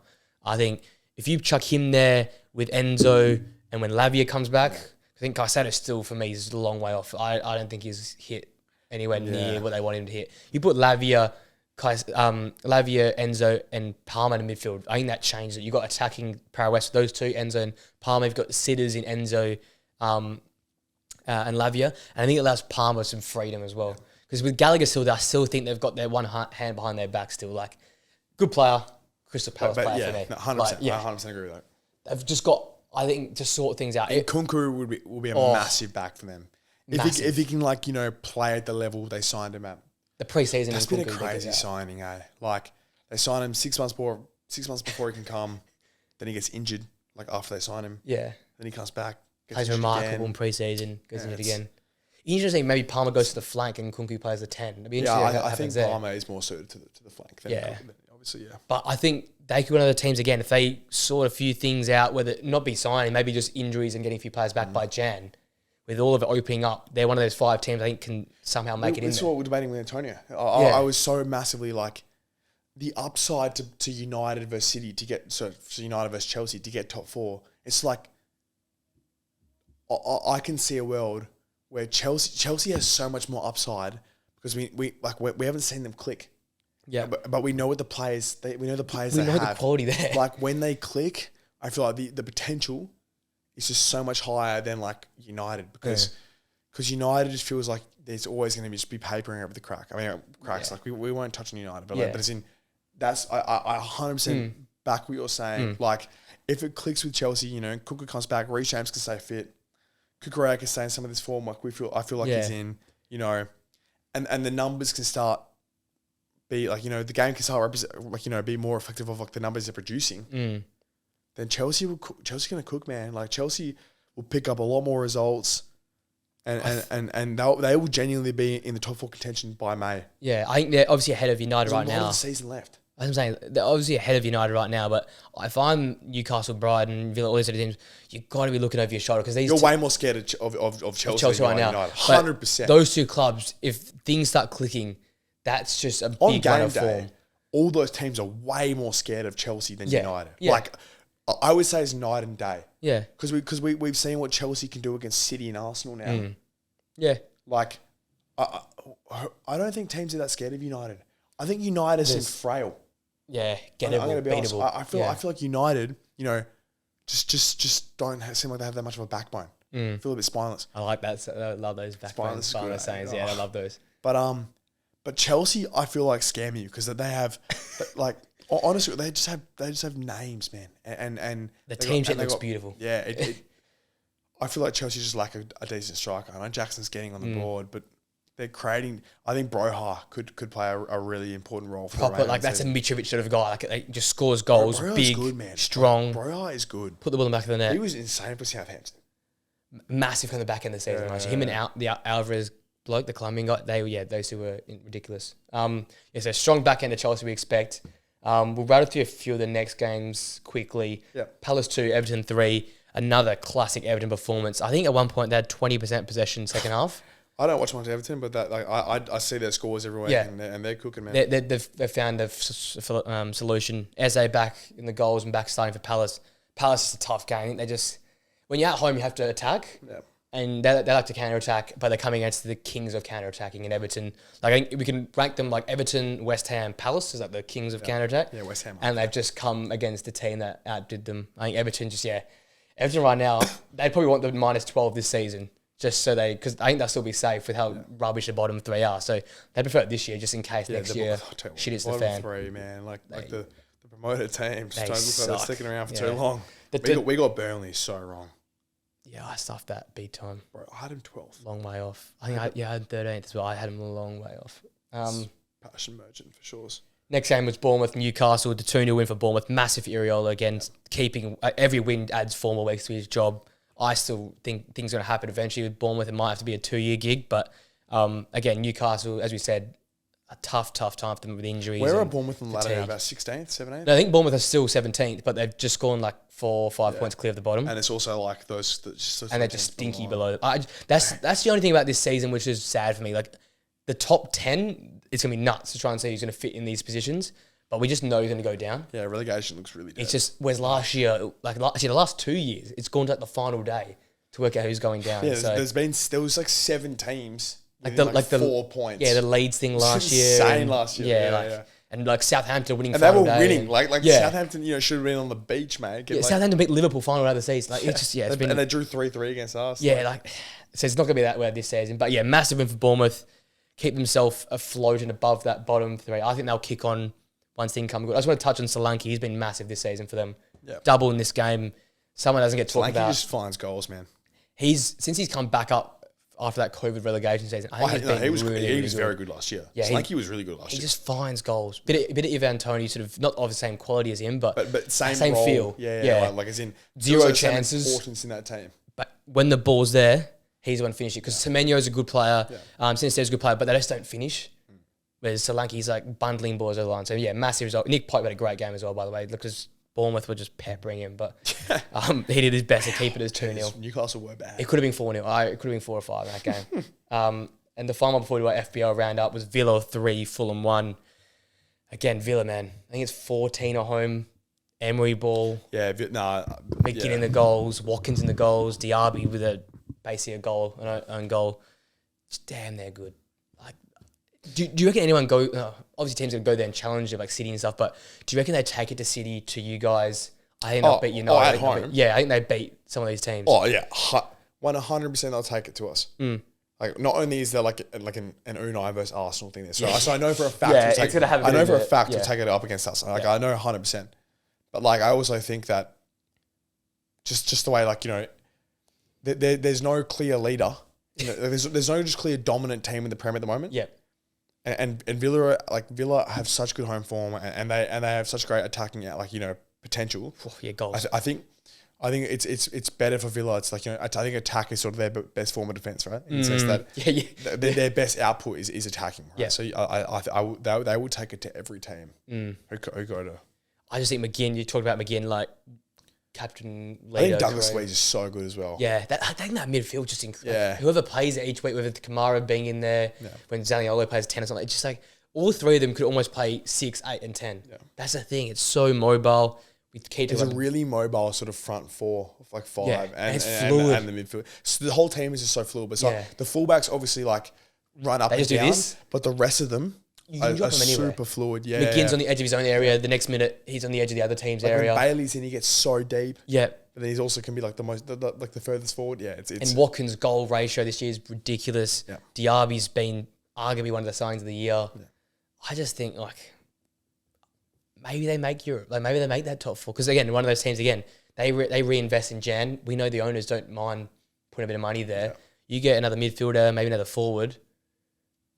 Like it's a strong team. They have a great team on paper. And they're missing Diego Carlos still. I'm pretty sure he's still injured. He came on this week. Okay, so he's slowly coming back. Yeah. So he played like 20 minutes. Okay. Yeah. And then obviously quickly touching on Fulham, they're 16th again. It feels like 1 week they win, they're back out of the spot. Next week they're back down in this sort of discussion. I think we sort of like, obviously once again hindsight, but I think we should have I think we stuffed up on Fulham as well. I think that was more obvious that they were not going to be around the same way. Without Mitro and what was going on. Just like Mitro is so important to that team, and we saw towards the back end of last year. Like, obviously they were on the beach, but they were bad. Suspension killed them. They were bad, and yeah, I just think we had a lot of faith in Silva, Marco Silva. And Jimenez sort of do it right. Yeah, look, Fulham will be okay. Obviously, they're not going to get relegated because you know. Yeah, obviously not. Down, like those, I think it's almost set. Like I think the only one that has the potential to not get relegated is Burnley. If they just somehow, and that's because if they can somehow, if Company can sort of like reinvent himself a little bit and you know swallow a bit of that pride. I think potentially there, but maybe. Sheffield and Luton, I just don't see like anywhere near. Like they're producing great results, but still like not escape. Like we'll touch on Sheffield coming up, but yeah, they got a good result, but they're still down there. Not looking like they're going to get out of there. So yeah, tough. I think a big thing as well, Andres Pereira's drop off since their injury has been massive. They've got no creation. They've got no goals in that team. It's crazy because he actually was so good before that injury. It was incredible for the injury, and then he's not been anywhere near the same player. They need some investment in January. They need midfield because the defense is all right. They got some work with like players like Ream and Bass and these guys. Like they do a job. Anthony Robertson's a good defender as well, but they just have no midfield creation and no forward. It's a bit dead. Like Fulham's just a bit dead. It just screams like 1-1 draws here and there to keep us up. Like it's boring to watch. FPL roundup, a quick one this week. Much better week than last week. Obviously last week was a shambles. I got 74 this week. Do you have Salah? No. Wow, you got 74 without Salah. See, I thought I had a poor week. So I had a 9 with 8. Wow, Saliba 9. So you still have Gabriel, right? Yeah, bro. So out of the two of us, I think I got Saliba in the end. He gets more games. He gets the goal. So he had the clean sheet last week, and he scored. So I had Saliba 9, Onana 8, Cash 2. Pain. I had Ake blank because I had Cole on my bench and Dunk on my bench. I had no defender as well, so I could have heaps more. Diaby with 6, Saka with 5. Hwang, Son and Gordon with 2, Watkins with 6, and then Haaland with 32. I had Matoma, who didn't even start against Sheffield at home. Zerbi ball, man. I had Nketiah, who didn't start. So where are you sitting in the ladder now? Nketiah against Burnley at home. Like, nice. Lascelles, I traded in Lascelles, who gets loses 2-0. 2-0 to Bournemouth. Tough week. Gabriel concedes against Burnley. I mean, Jesus Christ, man. Like, tough week. Haaland, thank God. I think I was on 24. You ended up on what? 59. Haaland got 32 and I had 59. Struggled. So I had 27 before that. So you're sitting 9th. I mean, most people this week, to be fair, like if they did well, they had Haaland and Salah. And Salah. And but the Salah stuff's killing us. Yeah, no. I reckon we're both top 4 if we both had Salah. But I'm not. I refuse to trade in Salah. I refuse. Because I know I'm going to bring him in. He's going to I will not bite the bullet. I refuse to trade in Mohamed Salah. Like, even though he scored 110 points after 12 games, ridiculous. He scored triple-digit points. Yeah, after 12 games. That is like. Is that the best? Is breaking his best season record. I must say, is that breaking that 3 years ago? He scored 300 a couple of years ago. That's insane. That golden boot, yeah, pretty sure he went nuts. FBL. I mean, Matoma, man, like I trade him in, and he gets an assist against Everton, but he doesn't even start against Sheffield. Like, what is this? Yeah, so I'm on 687. You're on 673. You're on 687. And yeah. What's your overall rank? Are you like in Australia or like the world? Overall, I'm 2.5. Better week for me. Okay, last week. I was genuinely ranked 800 in the world at one point last year. I'm now 3.3 mil. What's happened? You need to double. 800 in the world. You need to nail your double game weeks, man. You need to I've already wildcarded. Yeah, I've already wildcarded. I had to wildcard. But my team was in a state. I think everyone's wildcarded though. Nah, you say that, but like people haven't. Like you say that. All the people I listen to though, like I swear a lot of people wildcarded. I'm 3.3 and my team is a mess this week. I've got James Maddison on the bench, but I've already made. So I got rid of Maddison. Hey, you didn't hear about his injury then? Aston Villa and their fixed run is bad now. Yeah, but I got a lot of Aston Villa. So I got Cash, I got Diaby, and I got Watkins. Yes, you're a triple Villa as well. Yeah. I got Nketiah, who I took a punt on, who got me the hat trick, but then now came back to hurt you last week. He's going to play now. Yeah. Like, the thing is, injuries have killed me a bit this year as well. I've had a tough time with injuries. this game. It's tough. It So kills your lucky. mental health. It's just so lucky. Yeah. Like, it's just Especially some of the top teams this year, with some of the rotation So they've gone lucky. with. yeah. Next few games, Brighton 1, Sheffield United 1. Brighton, again, another team that's reinvest, I think, in Jan. They've got money, obviously, there. We know they've got money there. You've got to use... Because right now, it's a team that just cannot put together 90 minutes. It's just like, I think De Zerbi's just De Zerbiing too much. Trying too much. Like, not starting with Tomar. I get you win at Ajax, but Ajax aren't great right now. Ajax suck. They're like 16th Ajax in are the like Eredivisie. have got 2 wins in the They Eredivisie. wouldn't last in the Eredivisie. Yeah, Like, they would. They like- the last week they won, they went second last. That's yeah, the only reason they're not last. like, And you it's win not a- 2-0. It's yeah. not like a great result. Obviously, for them, I guess in their like is history Ferguson part. injured? He wasn't in the squad. He must be. And I know you know S2. Like, I just don't like how they keep changing strikers though. Like every week, someone new's playing striker, whether it's Pedro, I whether think it's Fatty played striker on the yeah, weekend. like it's just like Fatty's been good, but off the flank, he's not a striker. Yeah. Like, you got to play. You have to start João Pedro You on gotta- the weekend. Like, you sign him for 30 mil. You got no Evan And he- Ferguson in the squad. and he's been good when he's played. Start Pedro, man. Or Like, Danny what- Welbeck, or just play a striker. Don't play like this. If they go it's play an annoying Matoma, result. Fatty, and João Pedro, I reckon they win most games because it's just a consistent front three. Don't change it every you game think week. they score more than one goal? Yeah. Like, it's Sheffield. Arsenal battered them 5-0 at home. Like, when we don't create chances, we battered them. And it's not an easy place to go travel. Like it's so far away, like to go travel to. Like so that's part of it as well. Sheffield aren't a great team, and you only managed to score one. And the goal was ridiculous. Well, Adringa's like solo run was like ridiculous. Great goal there, and it just feels like right now they're scoring great goals and nothing else. Yeah. Like Ferguson a few weeks back scored a ripper like on the pivot. They're not like creating the abundance of chances they were last year. And the start of the season off, they were the top scoring team. Like they scored 4, 4, and 4 at When the start of March the was season. like getting tap-ins every. It was just Matoma to March it was every insane. single Like, goal. March was tapping the ball in like every week. And I guess maybe it's Stupinian as well, losing him in that system, losing that forward push. He also he's just like a fifth attacker. He's literally there as a fullback. He Yeah, gets fullback, so high up, it's insane. He gets the byline. Yeah. And that midfield imbalance, I think, is hurting them as well. Yeah. Dahoud hasn't done it. Like, where's Gets Gross red-carded. playing? They're playing someone at fullback at times. They're dropping Yeah, like... Gross is playing right back a bit last year, but like He's best in... I think he's best at like 10. I think he's a number 8. Or, But or yeah, like, around or there. like Yeah. an 8. Like, Yeah. I think, Gross is best when he has the freedom to, like, They're missing... roam around the middle and play those balls through. And obviously it's obvious, but they're missing McAllister's ability to take the ball in Yeah. and play on the half, turn to the fullback, or just on the half, turn to play forward. They played Dahoud, Billy Gilmore, Billy Gilmore's not been as good as the end of last Adam season either. Lallana, Lallana's been rubbish. and Actually, say and Gross on the weekend. Lallana's probably been their best midfielder this season. That says a lot. Yeah, I think Gross has probably been their best midfielder. But he hasn't played there consistent. Like Lallana's played there most times he's played. Yeah. But Bonanotte showed a bit of signs, could see assists on the weekend. But again, it's just a lot of like, It was a bit assist. they're just like pieces, and De Zerbi's just trying too much. He's trying to like, I don't know what's going. Obviously, big result for Sheffield, but again, they're just like these big results do nothing. They're still like just So far, like, they're just so far off it. well, Bournemouth are now 3 points above 18th, Yeah, and then there's 3 points on Fulham. yeah. So then it's just like they're just There's 6 points below big results 16th. do nothing realistically. Yeah, It's crazy though. It's Sheffield, early to be this far Sheffield off. keep putting together decent performances. Can't get results. They just don't, can't don't get do the wins. results. Yeah. Yes, a bit worried for Brighton. Hopefully they can change things up in Jan, and because I like watching Brighton, but this year's been tough to watch them play. It's been so boring. Before Jan, every team is a massive December. Yeah. After the international break, which is obviously now, Yeah. It's flat out, isn't it? It's like it's an intense 6 to 7 yeah, weeks. you Like get cup football. they play. I think they play every 4 days. It's basically that. You like- get double game weeks, Yeah. So big games. yeah. Look, I mean, we can readdress where these teams are at. Like we'll have a better idea. We always say this. We'll have a better idea of where every team actually sits Christmas time. after Boxing Day. Yeah, Boxing Day is a great day to wrap it back up. Move to the next game. I had to get a keen eye on this. West Ham 3, Forest 2. Great game for a neutral. Watching it.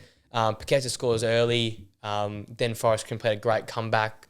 Alanga was amazing in this game. He gets a goal as well. He's been pretty impressive for Forest this year. I think probably their Alanga's best. been really good. Probably their best forward. You don't think on 1 year's? One he's got the 4 goals. Alanga's got the 3, but Alanga's played every single every game. Again, this is one of those injury things again. The one he gets his goal as well. So he's 4th in the year. Alanga's 3rd in the year. And then Forest looked alright, and then they just sort of capitulated. Like it just like the crowd or West Ham got on top. Good to have Zuma back. That changed things for West Ham. Paqueta back as well. Big win midweek against Olympiacos, and he backs up this week with a great performance as well. Bowen scores. I think the final goal was Souček. And then Ward-Prowse 2 assists from corners. Like that signing and the revival of Souček has been like their saving grace because again, it's not great football. It's just like David Moyes counter-attack to a T. Bowen was striker. He is playing because Antonio's just not. Antonio's not it. Antonio managed to have a good 6 months a couple of years ago during COVID, and But he makes the full me because I thought he started the season incredible. I thought he was good to start, but then Antonio is just not. He's not the striker. And Antonio said rightly, like Skamaka tried last season and didn't work. I just don't think he liked England. Yeah. If you get like an Ivan Toney type or like a Solanke type, that changes things. Hard to find, but that's exactly what they need. That's what they need right now. But again, Bowen's Tony's just like a wish. Sorry. Oh my.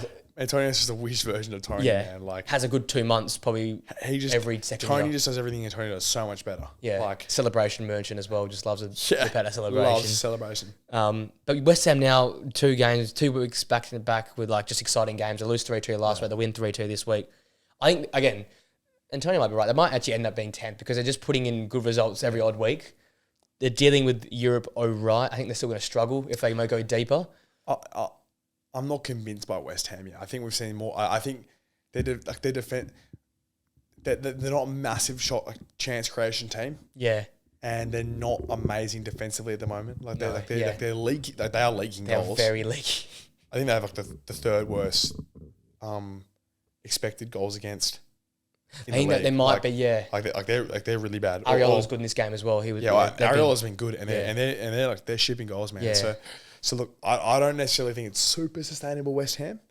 I think cup tournaments it is like Europe is really good because if Liverpool bin it off a bit, that might be their tournament to go after. Yeah. It might generally be. But yeah, I see West Ham just not being able to score enough, like a 14th sort of thing. Yeah, look, could finish as high as 10th. I would be shocked if it was any higher than that. Shocked. I know. I don't think it's going to be any higher. But just in general. Yeah. Again, another thing where it depends how seriously they take Europe. Depends how seriously. I think it depends so much on Liverpool. Yeah, I think their season depends on what Liverpool do this season. Yeah. If Liverpool are a Premier League title contender and they just don't care about the Europa League, West Ham go for that and they end up finishing 15th like last year they did in the Prem. But if they can't win the Europa League and big teams in the Champions League, if like United drop it out into it, if some other big Spanish teams fall into it, they might not go as deep. Then you see them 10th to 12th, right? Yeah. I just think their midfield is going to carry them as far as they can possibly go. If Souček, Ward-Prowse, and Paqueta keep performing, Souček's a big one. Like, can he maintain this? The old legs, can he continue to do it? You know, because that guy looked like he was on death's door last year. He went from just being so good. To FPL, he was that guy in FPL the year before, insane, and then went last year and was just useless. So. Yeah. Ward-Prowse again. I don't know how he does make the England squads, man. Yeah, it's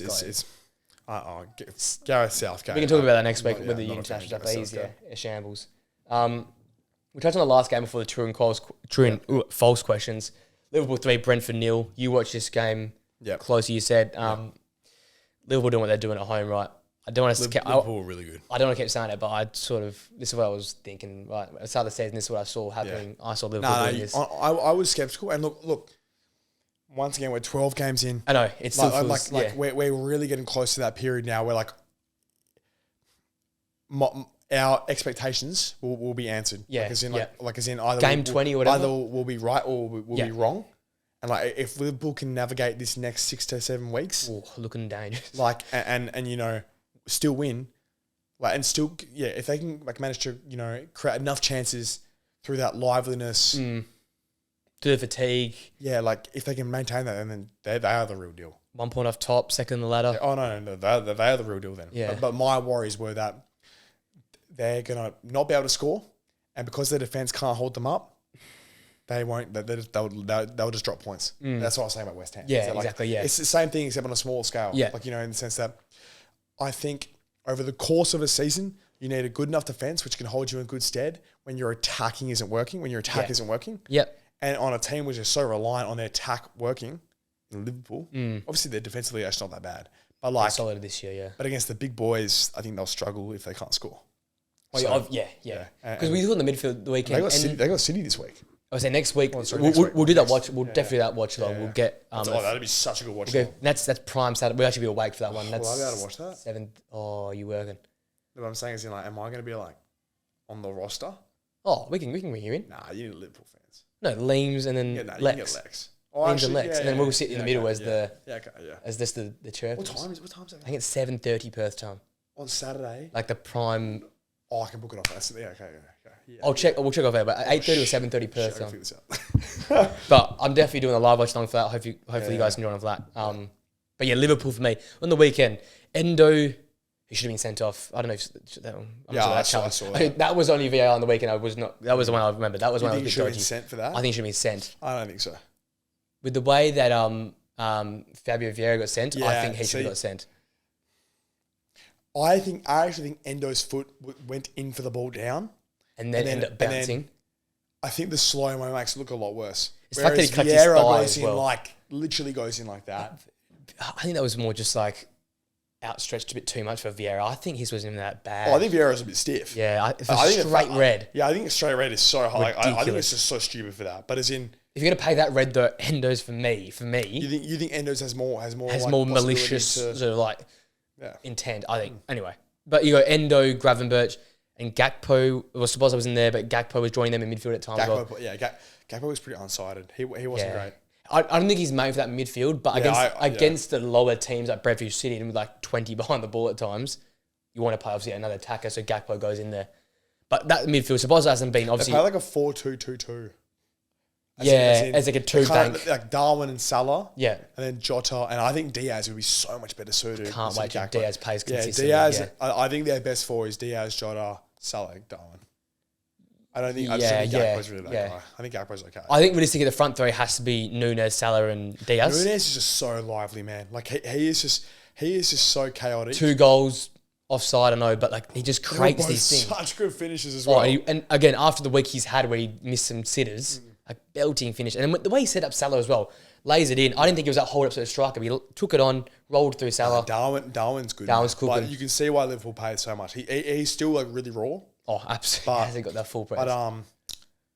But he's just so enjoyable This to is watch. what I was trying to say at the start of the season. It might not be the sheer number, but this is what I saw last year in the Champions League. Like those 6 games in the Champions League was this. It might not be goals, but it might be assists, chance. It was just everywhere for Liverpool last year. And I think he's just the unpredictability. obviously that's the biggest thing. You don't know what's going to happen. Yeah, he's so unpredictable, but it's so good. I would say watching it is So good entertaining. fun. As far as Brentford said, I think it's one of the hardest places to go. So it's not a biggie for them. The last 2 weeks have been positive for Brentford as well. So I think they're not far away. And again, we're getting close to Tony coming back. So Yeah, now look, Brentford. Ever since I was like rambling about how right I was with Brentford, they've just like they've backed me in. they've just proved me so wrong, man. Like, I mean, I mean, look, they obviously lost on the weekend, but they were 3 on the trot. Yeah, and they've been cooking a bit as well. So they'll come good. I think if Tony stays and doesn't go to Arsenal, I don't think we'll sign you're him. going to I go don't think to we'll sign him. or doesn't go to another club because he's obviously. I don't think he'll go anywhere. I think Tony will stay. I think Brentford are a good back end of the season. They'll be mid-table. Let's go true and false. I've got the paddles below us. That's the sports bet. So I haven't done this one. Under your feet there. Wait, what is The this? paddles are below. What the hell? I'm going to ask questions. That's the paddle there. Green one side, the green tick on one side, the red on the other side. Yeah, Jesus Christ, I've never seen this. This is what we did last Did you week. start this last week? Okay. We missed this last week. So there's been 4 questions. Do you know the answer? No, I just make questions and I'm just gonna. I have my opinion. You can have your opinion. We'll talk if we agree or not. Gotcha. If you know what I mean, right? So it's not like an actual quiz. It's just like opinionated questions based on what's happened on the weekend. Okay. Starting off, Liverpool will be in a title race. True or false? 3, 2, 1. False. Tell us why. Depends. Like, okay, look. Depends the timeline. I think they'll be close by the start of the new year. Okay, so yep. I think they'll have a decent December. Right? Yep, yeah. But I think it's going to take its toll, and they'll just progressively drop points. Like, by come March, they'll be 7 or 8 off, and they'll be around there. But I don't think it'll feel genuine. So you just think they'll be like that third team? Like, Liverpool's still around. Like, the Liverpool fans will tell you they're in. Yeah. Or as in, or maybe they won't, but as in, like, deep down they'll think, oh yeah, like we're actually in this. Like, we'll get a run of this. But deep down, I think too far away. It's just going to be a little bit too hard to get there. Once again, like if an injury, I feel like injuries are a massive one for Liverpool because it's like if they lose a centre back or they lose a midfielder, if they lose Szoboszlai, big I think he's so good. Or Trent. Yeah. I think if they lose someone in Liverpool's team, it's besides one of their attackers maybe. Like they got like two in every position up front. Or Gakpo, it's a little bit. They've already dealt with those. If they lose Salah, Trent, Szoboszlai, or Van Dijk, or Alisson, I think they're in a lot of trouble. I just think True So you said True, yeah. I think home for this is looking like prime Anfield, man. How far? Because you don't think they're going to win the league though. No, but I think we're looking at start of May. How many points away do you reckon they'll be? Like within I think come the end of the season, for Man City to Liverpool or whatever configuration it is, I think you're looking at 6-7 points. It's going to be that tight. Wow, I hope you're right. That's going to be fun. That'd be good. Oh yeah, and obviously I'm looking at, and that's why I'm second guessing my predictions on like City and Arsenal because I thought it'd be like you know, it's clear daylight between like two and three. Yeah. Not daylight, but it's because I think as easily Arsenal could drop down a third or hear me out. Like the fact that City have been, and I know it's going to sound ridiculous. We talked about the whole episode about how City just come good. Yeah, but with the way City's going, they could just just drop the third as well, and it could be Liverpool and Arsenal. I'm scared about us. But you're scared, but you haven't hit like second gear yet. It feels like you're just sort of chilling, getting results for fun. No, you're right. Every time I think you're good, like you're cooking, like the Sheffield and the Bournemouth results, you go and you might put in a good performance in Champions League, but nothing ridiculous. Or you go and only win 3-1. I think it's a good point that we're cruising through Champions League. I think it's a good. I don't think you got out of second gear yet. I don't think you can underestimate that. Yeah, because it's like we're cruising through both of them, and like you've knocked yourself out Carabao. You're not more in like yeah. So I think the focus is still Champions League and Prem, and that's all we can ask for. And you get that big break through that Christmas period for Champions League. So I think Liverpool's home form, and you talk about like goals and stuff, but I think because they're so chance creation oriented, I just can't see a world where they don't score 1 or 2 goals in every game. Like their whole setup is around chance creation. And I say every prediction weekend video I do. I see them scoring more than 2 goals most weeks because every one of that team's there to create chances. Saying, though, is that I think if they don't do that, I just don't see how they don't. That's where I'm coming from. Weeks. That's all I'm saying. I just think I think the level required is that it has to be every week. It can't be most weeks. Yeah. And that's when I think you drop 3, then you drop 6, and then and look, Arsenal they'll drop points. But like, look, to be honest, I think we could gap the league during the next 6-7 weeks. I think over the next 8-9 games, whatever it is, because it's massive fixture congestion. Clump, yeah. I think we could gap the league. I think we can put 6 or 7 points on big the rest of the league. Especially because you guys will play each other, won't you? Liverpool and Arsenal next 5-6 games. Maybe next 8 or 9 for sure. So we have extended, so the back end. Next question: Tottenham will make the Champions League. True. Jesus, you're not leaving much for next week. Jesus. No, this segment will come and go weeks after weeks. This is relevant. No, it's a good question. Okay, 3, 2, 1. No, I'm gonna go no as well. Yeah, no as well. I'm worried, man. I'm worried. Yeah, I have to. And it sounds so. I sound so wishy-washy because 2 weeks ago I'm like, they're amongst the top 4 for. But it's valid though. It's valid because it's like these concerns were always there. We called them injuries. Yeah. These concerns were always. What about this? So will Spurs make top 4? You said no. No. Will they make top 6? Yes. Okay. I'm big on that. I'm gonna go yes as well. But I think that's their level. I think 6 and 7 could be really tight. It'll be tight, but I think they've got it. Yeah, you think they've had a really good start to the year, and like as long as they can maintain enough here and I'm about to say, if this is their downturn this early, you take it. Like because some teams have their downturn during Christmas and during Jan, where things get because after Christmas we've gone through double game weeks, we got a single game weeks, everything gets extrapolated, and then in double game weeks. You got 2 games in 4 days. You can double the points. In that sort of 4-month span between like November to like Feb, everything gets overanalyzed. Everyone's like, all the media's like, this is. And if you can go through that little downturn now and have your sort of 3 or 4 losses now. Before international break. Like, get Yeah, 2 get losses. them out. Like, they had their bad patch. Yeah. But it's only 2 games. And get some players back and get the suspension guys back. Yeah. The only thing I'm worried about is how long Van der Ven and Madison are out for. Because they're both saying around New Year, right? And that's, as you said, we keep talking about it all year long.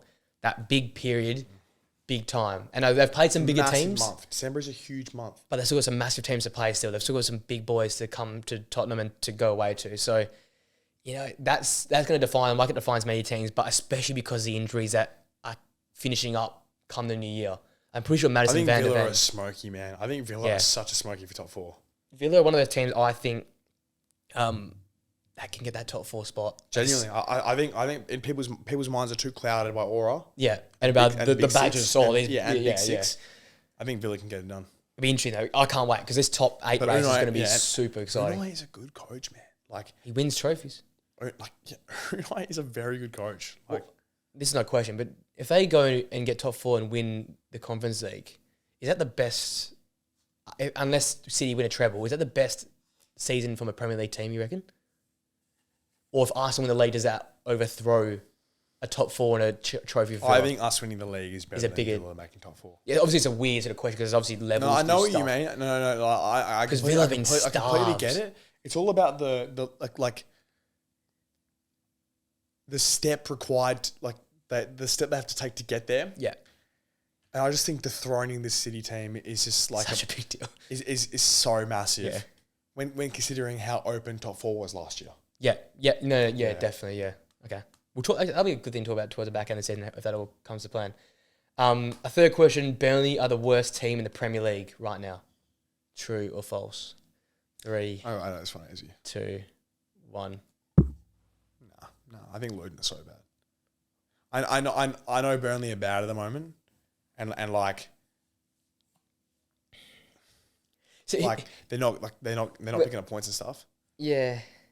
But well, I see worse though from is that Luton they're just nothing. Yeah, but Luton are nothing. But they drew to live. Like their game plan's finally making sense. No, but I don't know if I just don't respect that game plan. I think that game plan can make any team look half decent. Okay, yeah, okay. You sit back and just count and hoop the ball in. Don't you think Burnley to have a bit of that in their life as well? No, I think they should. Because Burnley looks so much better if they did that. No. I think it's dumb for Burnley not to do that. Yeah. Don't get me wrong. Yeah. I think if Burnley want to stay up, I think company has to swallow his pride, man. I say this every week. Like, if Vincent doesn't swallow his pride, he'll get sacked. I know you think he might stay. No. But last week, Antonio, we were talking about a bit. I think Antonio's to sway me a little bit because no one survives this. I said because the club needs to stay up, and I'm like, you're right. Burnley are a prem club. Yeah. Well, the last 10 years in the institution, if you put it that way, they've been there for 6 years. Yeah, I think. Yeah, I thought they only missed. They towards the start of the 10 years, they missed probably 1 or 2. Okay. And they missed obviously last year. Yeah, that's 3 years. So maybe 7 out of 10 years. But yeah, man, nah. Look, I mean, comparing not great against not very. No, I know. But I'm going to raise, because last year I raised it, I'm going to raise it with you now here. I just think that maybe Luton, again, I don't think any of them are staying up. I think Luton and Sheffield United are finding, not performances, I'm not saying performances, they're finding results more to what I thought and more to what they probably need to do to stay up than Burnley are. Burnley to change up fast. The reason my thought process is more like Chelsea making the top 4 with Burnley. Yeah, okay. As in upside to see what it feels like it's going to be required to stay up this year. Like Luton and Sheffield's results don't feel anywhere near enough because the gap is already getting big. Whereas I feel like Burnley have the most potential to make those points to replicate. They came into the league with the highest expectation to be able to bring it to the best teams. The Fulhams, yeah. And I still think that's the case.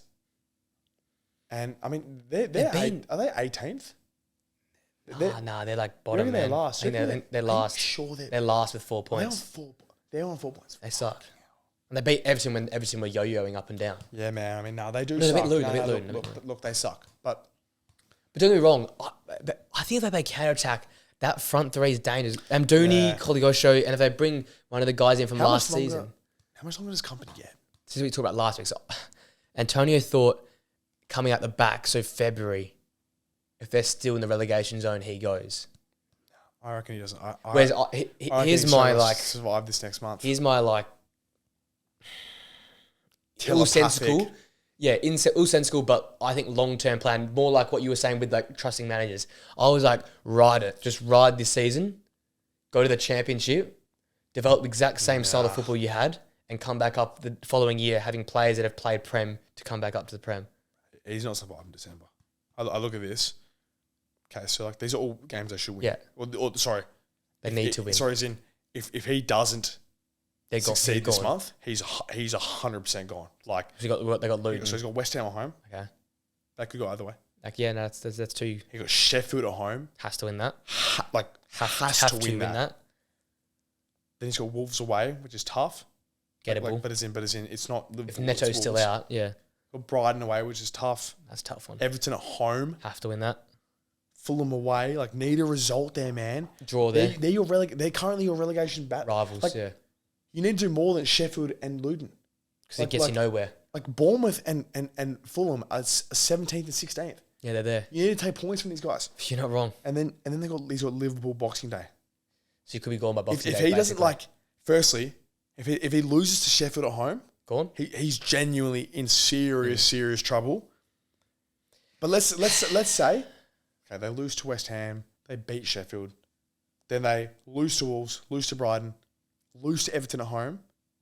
No, I think you can take Everton. You have to draw to Everton. Well, let's say draw. Yeah. Like, draw to Fulham and then get slapped up Boxing Day by Liverpool. That would send He is 100% sacked. That's Scott Parker 2.0, basically. 100% sacked by 30th of December. Yeah. Which is then they have Villa away. God, good luck for the new manager. For Jesus Christ. He has Liverpool at home. This is his... Okay, this is over a month. But he has Liverpool at home, Villa away, Luton at home, and then City away. Like, so it's tough. After New Year, it's basically like torture. I mean, can you even expect him to get a result against Luton at home if he's just been so demoralised by getting slapped up by Liverpool and Villa away? They're going to get slapped by Villa away. Yeah. They will lose 5-0 against Villa away. Because they'll try and play out the back and Villa will just press them. Villa will destroy... Like, that is such a bad matchup for them. Oh, well, I'd say two teams going head-to-head. Villa, who love to get up high up the pitch and with pacey players, they'll go at those I don't think he makes the New Year, to be honest. Yeah. If he stays on the same track. Yeah. But there is a best case there. There's a best case they get a result against West Ham. Yeah, 100%. Yeah. Best case they get a result against West Ham and that kickstarts a good month. And come New Year, come Luton at home. Yeah. They are, out of the relegation zone. And, 2 points clear the relegation zone and like a chance. But to answer your question about worst team in the league right now, look, there's definitely a debate there, but I just think that Luton... They play better football than everyone else has. So, and the final question, Chelsea will make the Champions League. We sort of touched on it. We did touch on this, but but to answer the question? Yeah, 3, 2, 1. I'm going to go now. Yeah, I think it's still too much to go. I don't know, so we don't know Spurs or Chelsea in there. Yeah. I just think it's too much of a mountain to climb. No, I'm not going to ramble about it too much. Yeah. I think 12 games in, they're like 10th still. Yeah. Like... And there's a lot of... We've seen they've got one good week, one bad week, so we have to see them put together. It's just too much. It's too much of an ask. Yeah, too much to go off with. Let's finish the winners and losers. I don't want to go too deep. We've talked a lot about different things this week. I'm going to say for the winners this week, I'm going to call just the Prem is a winner this week because good week. No VAR rubbish, a 4-4 classic, a 3-2, a 3-0 at Liverpool. You've got teams grinding out 1-0s. It's just no VAR rubbish. Teams making upsets. This was Premier League football. It's what we've come to expect from Premier League football. And we have to spend 20 minutes rambling about VAR. Oh, I think the winner for me is easy Bournemouth. Yeah, huge win for them. Massive. Along with once again Gary O'Neill. I mean, it's a win-win for Bournemouth. The Bournemouth CEOs will be happy. The two group. Gary, you were happy, and then Bournemouth they won. You got not too much. They beat Newcastle 2-0. Yeah. And then your losers. My losers are Brighton. I like watching them play, and I'm falling out of love with the game. I don't like watching them as anymore. There's a lot of side-to-side possession. Sad, a lot of boring stuff. They look like a shadow of what they used to play like last season. I watched them play it in person. Considering from when I came back to what I'm watching now, it's like night and day. I know they've had a few injuries. I know a few things have changed, but deserve to a little bit too much. I want to see them go back to basics, play your best 11, get some results, challenge for Europe again. Why not challenge? Because right now they've slowly fallen into their own position where they're going to be nowhere come March. So I I want them to sort of fix up a bit, play your best 11, play Fatty, play Mitoma, play Pedro, play a better midfield, sign someone in Jan. Let's see them try and push for 7th, 6th. Look, I mean, I would say Brighton as well, but I'm going to do an interesting take. I'm going to say my losers are Chelsea. Ooh, talk us to this. So look, objectively no, Yeah. because you get a draw result. against the City, but it's like that's twice now they've been up or not. Well, yeah, they have been. They're up Yeah. against Arsenal. Yep. You know, at home They're up against 2-0, 2-1 against and then they're up City. against City 2-1, and like they go and like they'll argue with a better team against City. It's like it's one of those games. Like you just want to get if you're going to get a draw, you want to get a win. Like it's like that's if they'd won.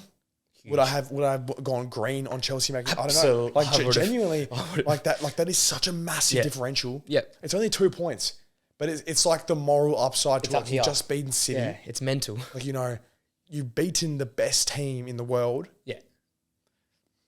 Changes things. It's they still take a lot from that game, but it's just another game where like It might be a moral victory. In the last 3 games, they've got 2 results against they've versed Arsenal, City, and Forest, and they've only taken 2 points, but they've had 2 they've taken like 2 scalps almost. Yeah. It's like, and they've got 2 points on I those say games. it's a moral victory, but It's no like that. It's physical. like the biggest losers. They're like a loser over that 3-week Yeah, period. they are. So Because everyone's talking about them, but Yeah. have they done Yeah, anything? yeah. Realistic? Yeah. They haven't done anything. Because they should have got They've 3 got points at 2 least from points. Forest. Yeah. from those 3 games, and it's like, You're we're right. back. We're They're back. the losers of those 3 games. Yeah, Because they should have yeah. 3. They've only got 2, but they've got a moral They should victory. have 5. Like Yeah. Oh, but when you come into it, you think 3 points. Oh, no, 100%. But it's well, yeah. Yeah. You're 100% right. Like from the surface, 3 weeks ago. Oh, what's an okay result? We'll 3 take points. 3. We'll take 3, yeah. They got 2. That's embarrassing. It's not good. That's that like looking at it like that is Considering a massive how loss. all the Chelsea fans are like, oh, we're back. Yeah, We're back. When you look at it like that, it's a massive Yeah, loss. that's one of the better, more intellectual losers of the season. That basically brings us to an end. It's a long one, this one. It's a Gee. long one. How long? Nearly 2 hours. But yeah, about an hour and 40 for this one. But a lot of stuff to talk about. We'll have less to talk about next week, so we'll shorten it next week. But It was, as you said, the Prem one, so it was going to be a long week. Yeah, it's going to be a massive one. Next week, Tots hope to be back. We'll try and go Monday again for all you guys watching. Appreciate you guys watching at home. A like, comment, subscribe, all that good thing. And we'll see you guys next week for more Premier League content, Away Day show. Cheers, guys. See you then. See you later.